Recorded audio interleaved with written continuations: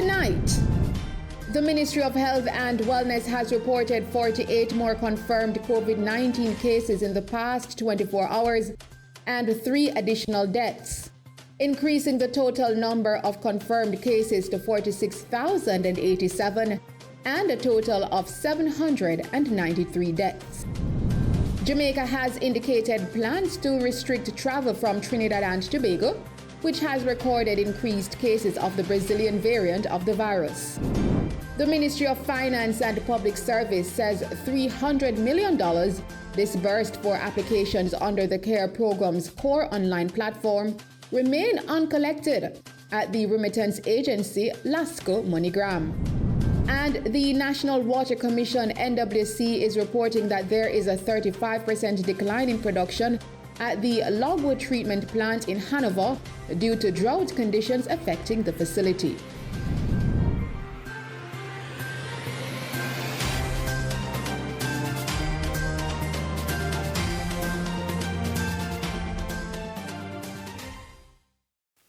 Good evening.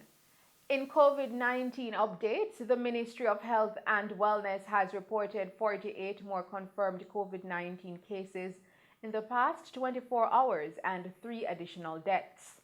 This increases the pandemic total of confirmed cases to 46,087 and 793 deaths. One death, which was previously under investigation, has been ruled as coincidental.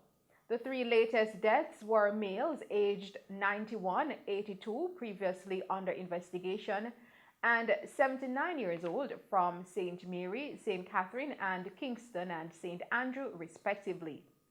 Meanwhile, 9 of the new COVID-19 cases were recorded in St. James, 8 in Kingston and St. Andrew, 6 in Manchester, 5 each in Clarendon, St. Thomas, and Westmoreland, while Portland, St. Catherine, and Trelawney had 3 each, and Hanover had 1.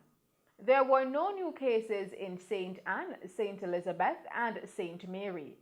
There were also 159 recoveries, bringing to 21,646 the total number of people to recover from the virus in Jamaica, while active cases are now at 23,307.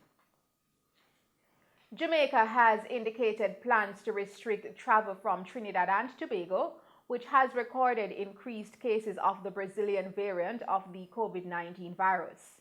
Trinidad and Tobago's Prime Minister Dr. Keith Rowley, during a news conference, said that he had been in discussions with his Jamaican counterpart regarding the situation. Dr. Rowley said that Prime Minister Andrew Holness had, during the discussions, paid him the courtesy of informing him on Sunday of the planned travel ban. Dr. Rowley said, quote, "Jamaica will put Trinidad and Tobago on a restriction list of countries from which persons cannot travel, largely because of our acknowledgement that we have the P1 virus Brazilian variant here," end quote. Minister of Local Government and Rural Development Desmond McKenzie, who released a statement in light of a party boat capsizing in Negril, Westmoreland on Sunday afternoon, indicated that the enforcement of the Disaster Risk Management Act will be intensified as persons continue to attempt to find new ways to host and attend events in breach of the law. Minister McKenzie said while there were no injuries or death reported, the fact is that all entertainment events are prohibited by order. The local government minister also said that he is aware that the Westmoreland Police is investigating the matter and all who organized this event, including the owners and managers of the vessel and those who were in attendance, are liable for prosecution. Minister McKenzie further added that he cannot force citizens and visitors to obey the law, but he wishes to remind the public that now that the Disaster Risk Management Act has been amended, persons who breach the protocols can be fined up to $1 million or even sentenced to a prison term of 1 year. In other news, the Ministry of Finance and Public Service says 300 million disbursed for applications under the CARE program's core online platform remain uncollected at the remittance agency, Lasco MoneyGram. The ministry outlined in a statement that of the $14 billion disbursed that related to applications to the CARE program's core online platform that were processed, verified, and approved, 2.1%, which totals to $300 million, remained uncollected. The ministry noted that since its inception in April 2020, the CARE program has successfully disbursed over $17 billion to over 500,000 Jamaicans, including the $14 billion applied for through the CARE program's core online platform. These funds, it added, are for set cash grants, general grants, and compassionate grants that would have been disbursed to a remittance agency at the request of the applicant.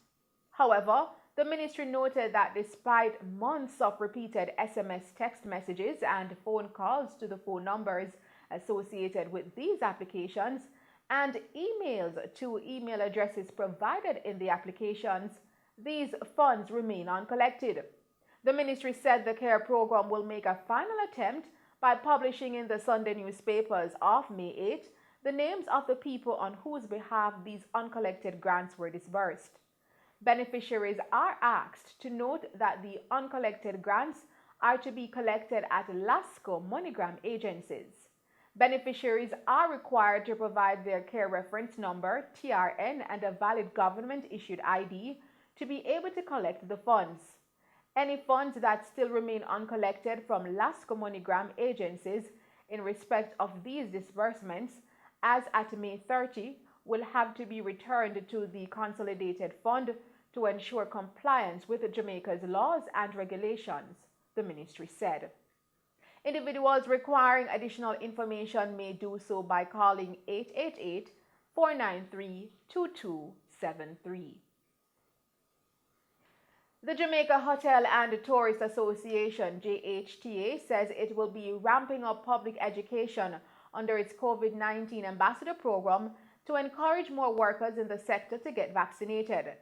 President of the Jamaica Hotel and Tourist Association, JHTA, Clifton Reeder, said that many Jamaicans, including those in the hospitality sector, continue to sit on the fence regarding getting vaccinated.